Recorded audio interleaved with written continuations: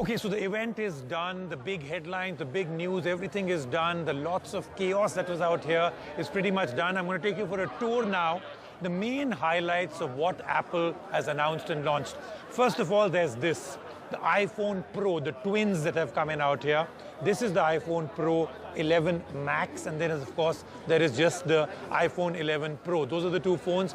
Main differences are three: triple camera at the back, a wide angle, ultra wide, and a telephoto lens. So that's one interesting thing that they've done out here. Look at the front of this. It's got a brand new screen, and when Apple comes up with any new technology, they've got to give it, as they call it, na bhari bhadkam name. That's what they have out here. They've called this the Super Retina XDR.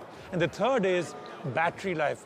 4 hours and 5 hours more than the previous versions on this. That's the 11 Pro and the 11 Pro Max. Let's move on.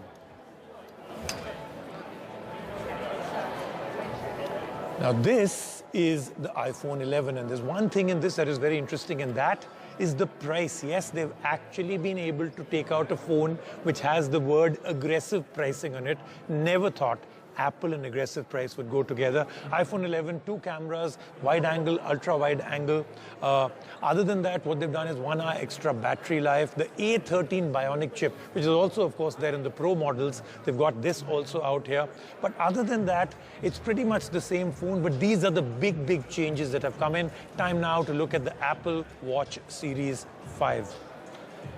In this, they've gotten 2 new materials, titanium and ceramic. Then, of course, the aluminium and stainless steel models continue. That, of course, has been there for a while.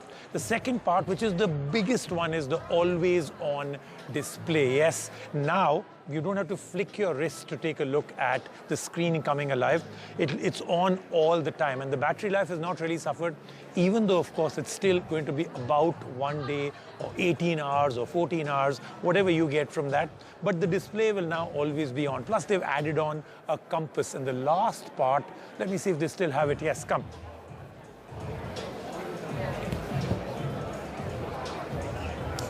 Is this the brand new 7th generation iPad. So lots of things on it. The screen is bigger, 10.2 inches screen. Now the smart keyboard works with it. The Apple Pencil even did in the previous generation. But it's really in the iPad OS where the big changes have come about, because what they've got with this now is the fact that the iPad OS is not sharing its overall legacy and world with the iPhone. It's got an operating system of its own, becomes more like a laptop than anything else. So I think that's really the great part of this. So those are the 4 big things that have happened out here. The rest, of course, big reviews, detailed hands-on my show.